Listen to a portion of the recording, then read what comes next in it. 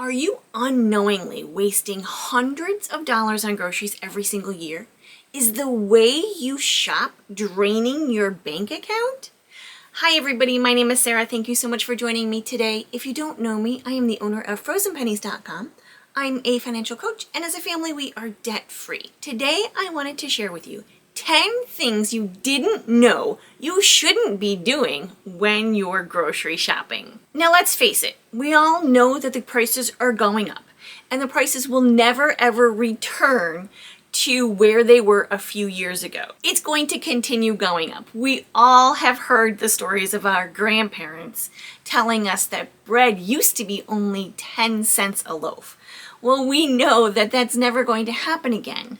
So what can we do in order to try to reduce our grocery budget as much as possible while still having good, nutritious foods on the table for our friends and our family? Number one, let's talk about the freezer section of the stores. How can we best utilize the freezer sections strategically? Frozen fruits and vegetables are the most cost-effective way to purchase fruits and vegetables most of the time, especially when not in season. This allows you to enjoy the fruits and vegetables that you like most, whether they're in season or out. Frozen fruits and vegetables are picked at the peak of ripeness and freshness and flash frozen. So many times, even the fresh strawberries are probably ripened on the truck on the way from the farm to your grocery store. This means that there's a pretty good possibility that the frozen ones have more nutrition and more taste than the fresh ones. And you're going to reduce food waste when you choose frozen. I mean, how many of us look in the back of that produce drawer and realize that that lettuce is gone brown and slimy and we haven't used it? Or the green beans that we bought fresh are now soggy and wilty and maybe even a little bit fuzzy. If we were to buy green beans frozen, they're going to last a much longer time, and we can throw them into a stir fry, or the only way my husband likes to eat green beans is cooked with bacon. And you can buy your favorite vegetables in bulk, in a big, huge frozen bag of broccoli, for example, and just take out as much as you need or want for that meal. This will help you save the food wastes, and it will help you save your budget. I also love the convenience and versatility of frozen fruits and vegetables. Now, I have a smoothie every single day that consists of spinach, blueberries, sometimes half of a frozen banana, and my protein powder. I love the versatility of grabbing a cup of blueberries out of that frozen bag of blueberries and throwing it into my freezer. I also love the idea that I wait for those bananas to start to go a little bit brown spot, super ripe, where nobody likes them in our house, and then I'll cut them in half and throw them in the freezer for those smoothies. And I also love the availability and variety of the frozen fruits and vegetables. I think that you can find just about any kind of vegetable and fruit that you would like to eat in the freezer section. And frozen strawberries make the best strawberry shortcake. So how can you identify nutritious and high quality frozen foods in the freezer section? The first thing you're going to do is check the label. Let's look at the ingredients. Now, I'm not talking about the lean cuisine meals or the Stouffer's frozen lasagnas, although having a Stouffer's lasagna in the freezer might save you from pizza delivery once or twice. Take a look at those ingredients. If there's ingredients on those are long and you don't understand or recognize the list on the back of those things, I suggest not buying them. If you're looking for a quick and easy convenience meal, look for ones that are probably a little bit more expensive than lean cuisine, but have a smaller ingredients list of things that you actually recognize. Avoid products with any added sugar, added sodium, or artificial flavors and colors. Make sure you examine the packaging. Just make sure there aren't any holes or tears in the package, which could end up causing things like freezer burn or tampering. And look for packaging that states that they've been flash frozen or individually quick frozen foods which will help with the nutrition, sealing the nutrition into the frozen foods. And don't forget, while you're looking at the ingredients list, to read the nutritional information too. You want to make sure that there's nothing in there that maybe is too high in sugar or too high in trans fat. Another mistake that people make is buying produce out of season. Now, we just touched on this a little bit when we talked about fruits and vegetables in season. That's why we buy the frozen, because we don't have to worry about that. Normally, frozen broccoli is the same price all year long, but if you are buying that broccoli out of season, you know you're going to pay more. You can refer to websites or apps online, like the Seasonal Food Guide, that will actually tell you what's in season in your area.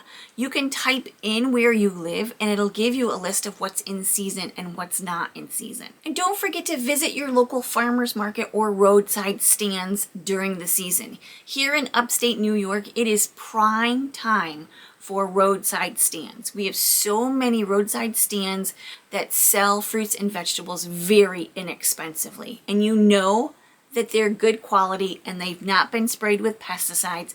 They're organic. I mean, even if a beefsteak tomato is being sold for $4, I would rather buy that from my local farm than I would a grocery store. And while you're at the farmer's market, chat with the vendors to find out what exactly is in season right now. They'll be more than happy, if they're passionate about their job, they'll be more than happy to fill you in. In my opinion, if it's at the farmer's market in your area, it's in season. You can also join a community-supported agricultural program. Now, this is a CSA, which means once a month during the season. I think in our area, it's actually about 6 months long. You can get a box of stuff from them at a set cost every month, and you never know what's in the box. It's just whatever's in season. And plan your meals this time of year around creativity and flexibility. Things like stir fries. You can throw whatever vegetable you want into a stir fry. Sheet pan dinners, where you arrange all of the raw vegetables on a sheet pan with whatever protein that you would like to use, toss with some olive oil, some seasonings, and throw it in the oven to roast. The third mistake is shopping during peak hours. If at all possible, you want to avoid shopping at peak hours whenever you can. You're going to find things like longer lines, reduced stock, and limited employees to help you if you need some assistance. So you're going to find when you go at peak times, if they have a sale on flour, you're probably going to find that there are limited amounts of flour on the shelves. Instead, choose to go during less busy times if possible. So the best times to get into the grocery store, if you can, are early mornings, late afternoons, and late nights on weekdays. If at all possible, avoid weekends at the grocery store at all costs, if at all possible. In my early 20s, my boyfriend, now husband, would get out of work at 10 o'clock at night and we would go grocery shopping. We were so pleased at the amount of people that were not in the store and how quickly we would be able to get in, get what I needed, and get out again. And also, communicate with the people at your local grocery stores. Find out the days and the times that they reduce their meat section or their vegetable section. If they have a great section of reduced priced stuff, take full advantage of that whenever you can. Also consider when you're having a chat with them to find out the days that they stock their shelves. Do they stock their shelves every night when the store is closed, or are there certain days when they get shipments in that they restock? Number 4. If your grocery store has a reduced or marked down section, take full advantage of this. Sometimes they call these manager specials. If you can, plan your meals with a little bit of flexibility in there in order to take advantage of these reduced prices. Now, I know the Kroger line of grocery stores has a fantastic reduced section all the time. You can always find things at reduced price. In my area, we don't have this. Our grocery stores just don't do this. There is no reduced section. If it is, it's very small, very limited, and very poor. Now, one of the questions that I have is how do you grab these discounts and incorporate them into a meal plan if you've already created your meal plan at home and you don't really know if you have the things to go with it? For example, you see a package of chicken thighs reduced to $3.22. You know it's an excellent deal. You know your family loves chicken, but you know that chicken breasts were on your list anyway. Well, really, as long as you're using chicken breast in pieces, you can normally use the chicken thighs in the same way. If you normally throw 4 chicken breasts in the Instant Pot to shred for things like tacos or salads or soups anyway, you can utilize the chicken thighs in the same way. If you like to marinate the chicken breast and cut it into chunks and use it for grilling or shish kebabs, you can't really do that well with bone-in chicken thighs. So you will have to change your meal plan around a little bit to accommodate that great deal. But at $3.22 for the whole package, you really shouldn't be passing that up for the $8.22 chicken breast. Now, the reduced section might offer you things that you don't normally buy. They may have apple sausage, for example, which isn't something that you might make. So while you're in the grocery store and you see that apple sausage, maybe scan the internet quickly to see what types of recipes you can use apple sausage for, just to make sure it's something that you would be interested in. This might mean that once you get home with your reduced items, you have to reevaluate your meal plan to make sure that you use it. But it also might mean that you can throw these reduced things on the shelf for next week or freeze them for next week when you can make a new meal plan again. And mistake number 5 that people make, buying items just because they're on sale. If your family is not going to eat Fruit Loops, even if they're $1 a box, don't buy them. Here are a few tips to know if this sale item is a genuine need or if it's an impulse buy. First, if something is on sale already, you should know because you've already shopped the flyers before you made your meal plan. If you happen to come across it as a reduced or marked down price, make sure it's something that your family or yourself will actually eat. Don't buy it just to buy it. If you don't have a reduced or manager special section of the grocery store, like I don't have, then stick to your meal plan. Don't move away from what you already have planned. Before you go grocery shopping and before you make your meal plan, assess your pantry and dry goods first. If you find that pasta is on sale, but you already have 5 boxes of pasta, you don't need it. You can pass on it and you're sticking to your plan. Also, evaluate the versatility and the shelf life of the thing on sale. If it's something that's going to last long and it's something that you know you're going to be able to use and it's a good price on sale, grab it. If not, let it pass. And calculate the actual sale. If the brand named item is on sale, but you calculate that and realize that it's still more money on sale than the generic store brand that you normally buy, then it's not a good deal.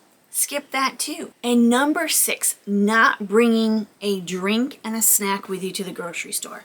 Now, if you've heard these videos before, you know that I pretty much bring a water bottle and a snack with me wherever I go.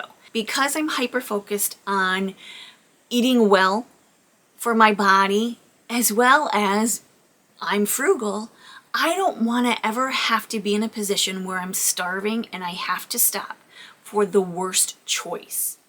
So having a bag of nuts or a meat stick and a bottle of water in my purse and maybe a protein bar for my husband will really save us not only on buying something that we don't need to spend the money on or buying something that's just not very good for our body, like the drive-thru of Dunkin' Donuts, for example, or McDonald's, which, by the way, I don't eat McDonald's, but my husband still does. So having those snacks available to us when we're out running errands or grocery shopping is going to save us. It's also going to save us on impulse purchases in the grocery store.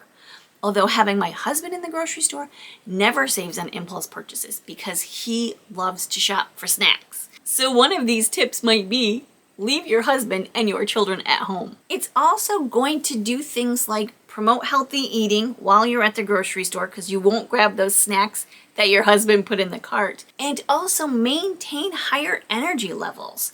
If you're cranky because you're hungry or you're tired because you need water, you can grab that in your purse already and keep going. The number 7 mistake is forgetting to check your loyalty programs for discounts and coupons. I know that just about every single grocery store that I shop at right now has an app. BJ's has an app. The grocery stores in my town have an app. Walmart has an app. They all have apps that offer coupons and discounts. I know that when you shop online for things like grocery pickup or grocery delivery, you're going to find Walmart has their coupons right on the page when you're making your orders. Don't forget to check those little boxes for that. My other local grocery stores have loyalty programs. One of my local grocery stores will only give you the sale price on things if you're a part of their loyalty program. Also, BJ's, for example, sends me coupons both on my phone and in person through the mail, specifically for things that I normally purchase at BJ's, which is fantastic. The things that we normally buy are K-cups. They'll send me coupons for K-cups. I know it's an expense. I'm working on it, but I really don't want to give up the K-cups. They'll also send me things like a coupon for organic spinach, which I use every day in my smoothie. It's a nice perk to being a member of something like BJ's or Costco. The number 8 mistake people make is buying prepackaged foods instead of ingredients. Now, I understand that sometimes buying for convenience is okay. Let's face it, sometimes putting in a frozen pizza right in the oven is going to save you a lot of money because it's either the frozen pizza, the convenience food, or ordering a pizza for delivery, which is the only thing we can get delivery on around here. It's going to save you $40, $50, up to $75 sometimes. You're also going to get control over the ingredients when you're making food from scratch or at home.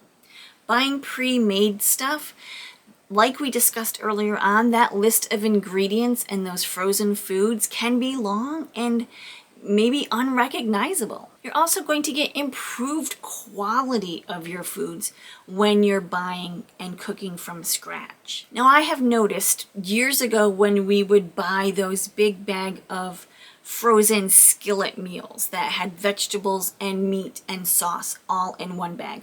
Those are not cheap, by the way, and they really don't taste very good.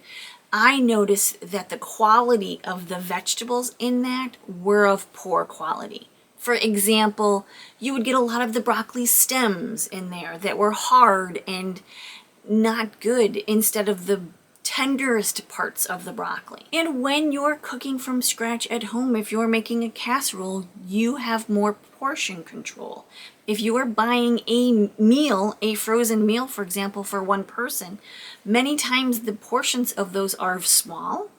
Many times if you're buying the big portions, they're too much. This way you can control how much you're eating, whether you need more or less. And cooking at home from scratch encourages healthy eating habits. You can have that salad on the side. You can throw extra vegetables into something. You can find a less expensive, healthier version of something else. By making meals from scratch, you can reap the benefits of lower cost foods. And you can also allow yourself to try simple homemade recipes. If you can, I would love to hear your go-to simple recipes in the comments. If you're strapped and you're under the gun, you need something quick, a quick meal, and you're strapped for something healthy and low cost, what are your go-to meals? Share in the comments so we can all learn about some new and frugal recipes. Number 9, buying single-use products. Now this can run the gamut of everything from personal care items to bags, to grocery items, to single packets, individual portion size stuff. This will save you a lot of money if you steer clear from individual size, one-time use things. From everything, reusable bags at the grocery store, individualized bags of goldfish instead of big products, water bottles, glass jars for food storage, silicone bags instead of plastic zipper bags, beeswax wraps instead of saran wraps over things, reusing rags instead of paper towels, cloth napkins instead of paper napkins. All of these things will save us money in the long run. In our grocery stores in our area, they're now charging you for paper bags. They've gotten rid of plastic bags altogether, but if you want paper, many times they're charging you for that. Target will actually give you money off of your bill if you use reusable bags. They won't technically charge you for the paper bags, but they are giving you a discount if you reuse your own bags. What about buying in bulk instead of buying those individualized portions of snacks? Buying the goldfish in a big container, bringing it home, and then sectioning it out into smaller containers for individualized portion control.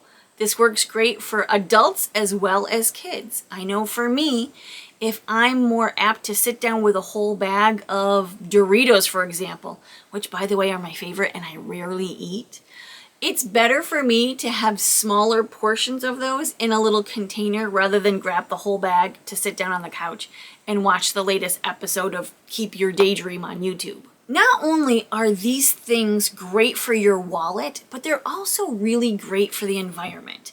Now, I know that I try to do my best. There are some things that I know are not very sustainable for Mother Earth, but I do try to do my best to think about these things when I'm purchasing and using things, like paper towels, or Ziploc bags, or aluminum foil. And lastly, number 10, neglecting to shop with a plan for leftovers.